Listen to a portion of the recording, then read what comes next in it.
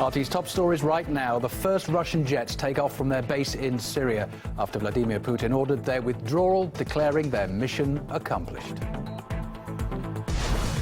Hundreds of thousands of lives lost and millions more forced to flee. It's exactly 5 years since Syria's war erupted. We're looking at how the conflict unfolded and its consequences. And in other news, rumours of President Obama preparing to persuade Britain to stay in the EU causes outrage from leaders who are backing a Brexit.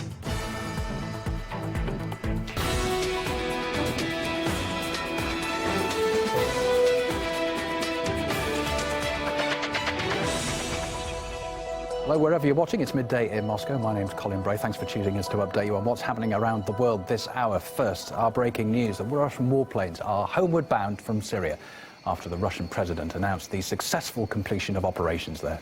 What we're showing you now, the latest pictures from the runway in the Latakia province. As far as we understand, the Su-34 bombers were in the first group of warplanes, which have now taken off. On their return home, each group will be led by heavy cargo aircraft loaded with equipment that was also sent there. The first group was said to be led by a Tu-154 plane. The group will use this formation until they get to the Russian borders, some 1,500 kilometers away, before splitting up to return to their own permanent bases.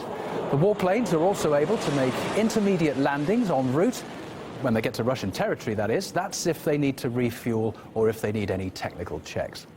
They've been undertaking anti-terror missions from the base there since last September, which have been declared a success by a top commander. President Putin described their actions as being a catalyst for the peace process. In a short period of time, Russia has created a small but very effective military group in Syria. The effective work of our military forces allowed the peace process to begin. I think the task of Russia's defense ministry and the Russian troops is in general complete. With Russian military support, Syrian government troops and patriotic forces have changed the situation in the fight with international terrorism and have seized the initiative. RT's Nadira Tudor's back with me in the studio. Nadira, it caught us all on the hop in September when they were all sent. Now the withdrawals caught us all by surprise.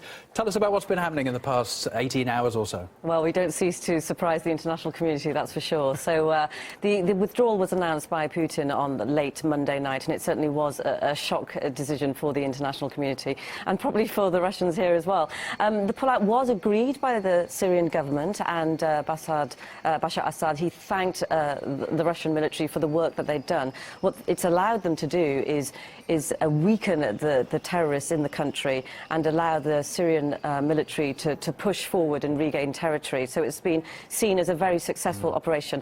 30th of September it started, nearly 6 months on.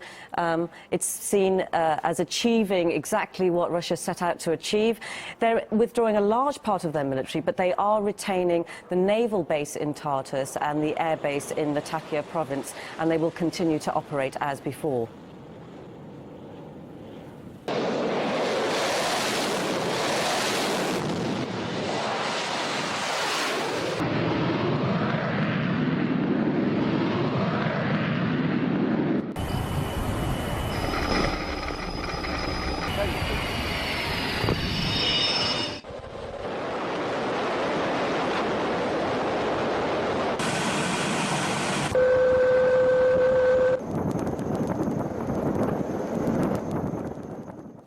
Well, we saw some of the machinery in action there. Nadira, what sort of firepower has been used there in the past 6 months? Well, they certainly didn't scrimp and save on this operation, so it really was the state-of-the-art weaponry and armament that Russia used during this campaign. I'll give you some facts here. They used Tu-160 strategic bombers, and the Russian pilots lovingly call this the White Swan. It's the heaviest combat aircraft ever built, so it proved to be very crucial during this campaign. They also used Caliber cruise missiles, which were fired from submarines and warships from the Caspian and Mediterranean Sea. So, yes, I think they can honestly say it was a shock decision.